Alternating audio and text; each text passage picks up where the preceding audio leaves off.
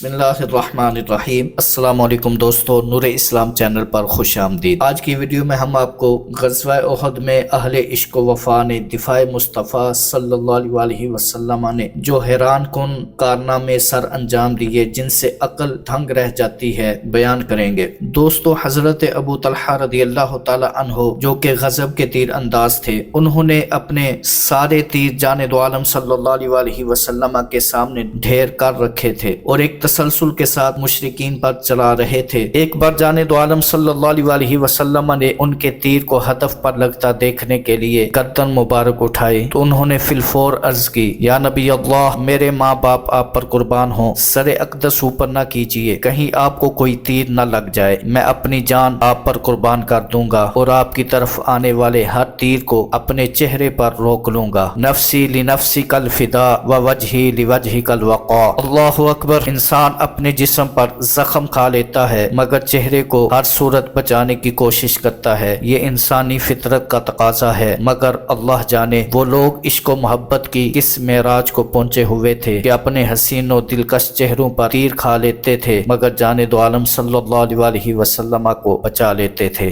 حضرت قتادہ رضی اللہ تعالی عنہ بھی آپ کی طرف کوئی تیر آتا دیکھتے تو اپنا چہرہ آگے کر دیتے۔ ایک دفعہ جب انہوں نے اسی طرح اپنا چہرہ آگے بڑھایا تو ایک تیر ان کی آنکھ میں آ کر لگا اور آنکھ کا ڈھیلا باہر نکل کر رخسار پر لٹک گیا۔ آپ صلی اللہ علیہ وسلم نے ان کو اس حال میں دیکھا تو آنکھیں پرنم ہو گئیں۔ پھر آپ نے ان کی لٹکتی ہوئی آنکھ کو اپنے دست مبارک سے اپنی جگہ پر جمایا اور دعا فرمائی، اے اللہ، قتادہ کے چہرے کو اس عیب سے بچا جس طرح اس نے تیرے نبی کے چہرے کو بچایا ہے، اور اس کی اس آنکھ کو زیادہ خوبصورت اور زیادہ بینائی والی بنا دے۔ چنانچہ آنکھ اسی وقت ٹھیک ٹھاک ہو گئی اور بینائی بھی پہلے سے زیادہ تیز ہو گئی۔ ایک موقع پر جب تیروں کی بچھاڑ شدت اختیار کر گئی تو حضرت ابو دجانہ رضی اللہ تعالی عنہ آپ صلی اللہ علیہ وسلم پر یوں جھک گئے کہ چاروں طرف سے آئے ہوئے تیر ان کی پیٹھ اور کمر میں پیوست ہو گئے۔ اللہ اکبر! کتنے ہی تیر ان کے بدن میں پیوست ہو گئے مگر جان دو عالم صلی اللہ علیہ وسلم تک انہوں نے کوئی تیر نہ پہنچنے دیا۔ اسی طرح حضرت طلحہ رضی اللہ تعالی عنہ تیروں کے آگے اپنا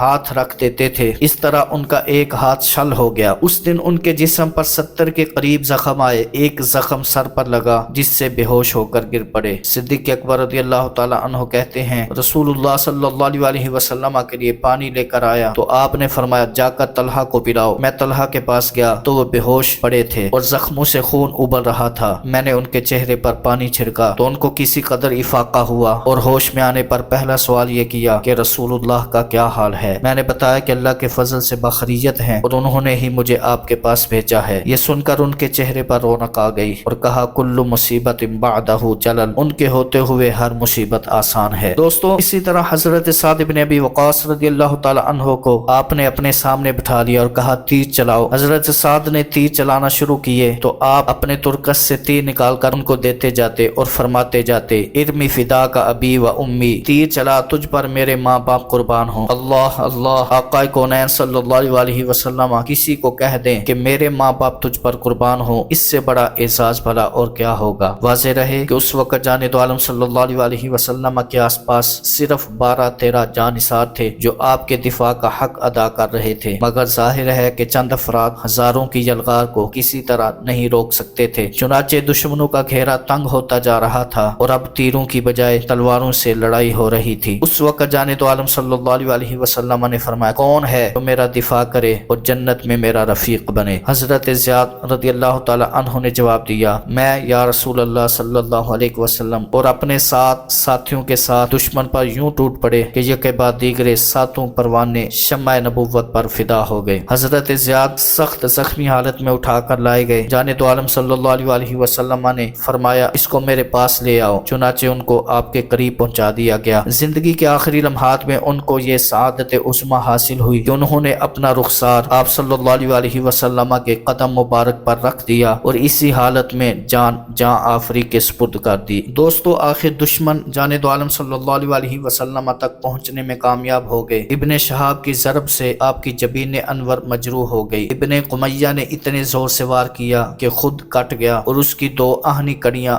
رخسار پر انوار کو کاٹتی ہوئی اندر دھنس گئیں۔ اتبا نے پتھر برسائے، ایک پتھر سے آپ کا نچلا ہونٹ مبارک پھٹ گیا اور نچلے دانتوں میں سے ایک دانت کا کچھ حصہ بھی شہید ہو کر جدا ہو گیا۔ اللہ اکبر، کیسا دلدوز اور جانسوز منظر ہوگا کہ ظلم و ستم کے یہ پہاڑ ظالموں نے اس رحیم و شفیق اور مہربان رسول پر توڑے جو ان کے ہاتھوں لہو لہان ہو کر بھی دست بدعا تھے۔ اللہم اغفر لقومی فإنہم لا یعلمون، اے اللہ میری قوم کو معاف فرما دے کیونکہ یہ ناسمجھ ہیں۔ دوستو، خود کی کڑیاں پر نور رخسار میں کچھ اس طرح پھنس گئی تھیں کہ حضرت ابو عبیدہ ابن جراح رضی اللہ تعالی عنہ کو دانتوں سے پکڑ کر نکالنا پڑی۔ اس طرح کڑیاں تو نکل گئیں مگر حضرت ابو عبیدہ کے اپنے 2 دانت ٹوٹ کر گر گئے۔ ابن قمیہ نے ایک اور وار آپ کے شانہ اقدس پر کیا۔ ذرہ کی وجہ سے زخم تو نہ لگا مگر آپ توازن برقرار نہ رکھ سکے اور ایک گھڑے میں تشریف لے آئے جس سے پنڈلیاں اور رانیں زخمی ہو گئیں۔ یہ صورتحال دیکھ کر دشمنوں نے گھڑے کو گھیرے میں لے لیا۔ حضرت علی اور حضرت طلحہ رضی اللہ تعالی عنہما گھڑے میں اترے اور حضرت علی نے آپ کا روئے زیبا اپنے ہاتھوں سے سنبھالا اور حضرت طلحہ نے آپ کو اٹھا کر کھڑا کیا اور باہر نکالا۔ پھر سب نے آپ کے گرد حلقہ بنا لیا اور دشمنوں سے بچاتے ہوئے ایک گھاٹی کی طرف لے چلے۔ اس تدبیر سے آپ کفار کے نرغے سے نکل آئے، کسی حد تک محفوظ ہو گئے مگر ابی ابن خلف نے پیچھا نہ چھوڑا اور تعاقب کرتا ہوا آپ کے قریب آ پہنچا۔ صحابہ کرام نے اس کو واصل جہنم کرنا چاہا تو آپ صلی اللہ علیہ وسلم نے فرمایا اس کو آنے دو، اس کے ساتھ میں خود مقابلہ کروں گا۔ صحابہ کرام حیران تو ہوئے ہوں گے کہ اس بدبخت کے ساتھ آپ خود کیوں مقابلہ کرنا چاہتے ہیں جبکہ بے تحاشا خون بہنے کی وجہ سے آپ پر کافی نقاہت طاری تھی مگر تعمیل حکم کے سوا چارہ نہ تھا، اس لیے سب پیچھے ہٹ گئے اور اس کو آگے بڑھنے کے لیے راستہ دے دیا۔ جانب عالم صلی اللہ علیہ وسلم نے ایک صحابی سے نیزہ لیا اور ابی کی گردن پر ہلکا سا وار کیا جس سے بہت معمولی سی خراش پڑی مگر اللہ جانے اس ہلکے سے وار میں کون سی معجزانہ قوت کار فرما تھی کہ ابی قربناک لہجے میں چلانے لگ گیا، قتلنی واللہ محمد، قتلنی واللہ محمد صلی اللہ علیہ وسلم، اللہ کی قسم مجھے محمد نے مار ڈالا، اللہ کی قسم مجھے محمد نے مار ڈالا۔ اسی طرح چیختا چلاتا اپنے ساتھیوں کی طرف بھاگا۔ انہوں نے سمجھا کہ شاید بری طرح زخمی ہو گیا ہے اس لیے یوں گلا پھاڑ پھاڑ کر چلا رہا ہے۔ چنانچہ سب اس کے گرد اکٹھے ہو گئے مگر یہ دیکھ کر حیران رہ گئے کہ گردن پر ذرا سی خراش کے علاوہ اس کے پورے جسم پر کوئی زخم نہیں ہے، اس کے باوجود ذبح کیے ہوئے بیل کی طرح تڑپ رہا ہے اور فریادیں کر رہا ہے کہ قتلنی واللہ محمد۔ آخر وہ لوگ جھنجھلا گئے اور کہنے لگے تمہارا دماغ خراب ہو گیا ہے، تم تو اپنے جسم میں لگے ہوئے تیروں کو اپنے ہاتھ سے نکال لیا کرتے تھے اور پھر انہی تیروں سے دشمنوں کو موت کے گھاٹ اتار دیا کرتے تھے، آج تمہیں کیا ہو گیا ہے کہ یوں چیخ رہے ہو؟ تمہاری گردن پر یہ جو ذرا سی لکیر ہے یہ تو اتنی معمولی ہے کہ اگر ہماری آنکھوں میں بھی ایسی خراش پڑ جائے تو ہمیں کوئی پرواہ نہیں ہوتی، واللہ تم تو بالکل ٹھیک ٹھاک ہو اور خواہ مخواہ چلائے جا رہے ہو، شاید تمہیں وہم ہو گیا ہے۔ ابی نے تڑپتے ہوئے جواب دیا لات و عزا کی قسم مجھے اس قدر درد ہے کہ اگر میرا درد ربیہ اور مضر کے قبیلوں پر تقسیم کر دیا جائے تو ان کا ہر فرد تڑپ تڑپ کر مر جائے۔ دراصل محمد صلی اللہ علیہ وسلم نے ایک دفعہ مجھ سے کہا تھا کہ میں تجھے قتل کروں گا، آج اس نے اپنی بات پوری کر دی ہے اور مجھے یقین ہے کہ آج وہ مجھ پر تھوکتا بھی تو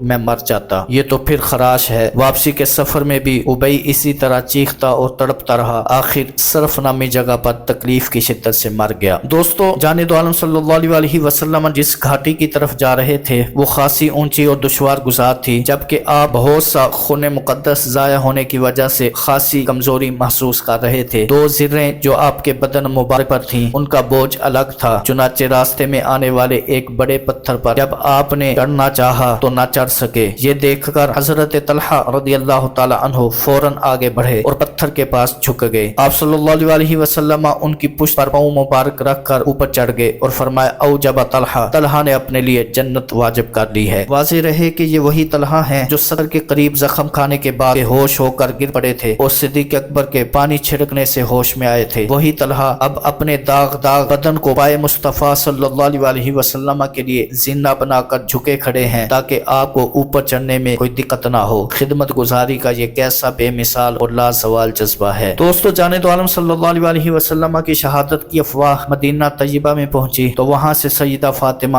رضی اللہ تعالی عنہا اور متعدد خواتین بے تاب ہو کر احد کی طرف چل پڑیں مگر جب سیدہ فاطمہ رضی اللہ تعالی عنہا نے اپنے پیارے ابا جان کو زندہ و سلامت دیکھا تو دوڑ کر گلے لگ گئیں، پھر علاج معالجے کی طرف متوجہ ہوئیں۔ حضرت علی رضی اللہ تعالی عنہ پانی لائے اور زخموں پر ڈالنا شروع کیا۔ سیدہ فاطمہ رضی اللہ تعالی عنہا نے اپنے ہاتھوں سے زخم دھوئے، صاف کیے مگر خون تھمنے میں نہیں آتا تھا۔ آخر سیدہ نے چٹائی کا ایک ٹکڑا جلا लाया और उसकी राख जख्मों पर चिपका दी। ये तदबीर कारगर साबित हुई और खून निकलना बंद हो गया। जंग खत्म हो गई तो वहशी ने हजरत हमजा का पेट चाक किया और उनके जिगर का एक टुकड़ा काट कर अबू सुफियान की बीवी हिंद के पास गया और कहा, अगर तुम्हें बताऊं कि मैंने तुम्हारे वालिद के कातिल को मार डाला है तो मुझे क्या इनाम मिलेगा? हिंद ने कहा, इस वक्त जो कुछ मेरे पास है वो सब तेरा होगा, इसके अलावा घर जाकर 10 दिनार मजीद दूंगी। वहशी खुश हो गया और हजरत हमजा रदी अल्लाह ताला अन्हो के जिगर का टुकड़ा हिंद को देकर कहा, ये रहा तुम्हारे दुश्मन का कलेजा। हिंद ने कलेजा लेकर चबा डाला और यूं दिल ठंडा किया। फिर हस्बे वादा अपना तमाम जेवर और कीमती कपड़े उसी वक्त वहशी के हवाले कर दिए। ताज्जुब है कि कलेजा चबाकर भी उसकी तसल्ली न हुई। चुनाचे आखिर वो खुद हजरत हमजा रदी अल्लाह ताला अन्हो की लाश पर गई और उनके कान और नाक काट कर हार बनाया और गले में डाल लिया। मुर्रिखीन कहते हैं कि मक्का वापस पहुंचने तक यह हार उसके गले में पड़ा रहा। जंग के खात्मे पर हिंद ने वहशी का शुक्रिया अदा किया, अपनी खुशी का इजहार किया और कुछ अशार कहे जिनका तर्जुमा ये है, आज हमने बदर का बदला चुका दिया है और जंग के अलावा तो इसी तरह यके बाद दीगरे भड़कते रहते हैं। मैंने अपना दिल ठंडा कर लिया है, मन्नत पूरी कर ली है और वहशी ने मेरे सीने की जलन और प्यास बुझा दी है। मैं वहशी का शुक्रिया उम्र भर अदा करती रहूंगी, बल्कि उस वक्त भी जब कब्र में मेरी हड्डियां बुसीदा हो जाएंगी।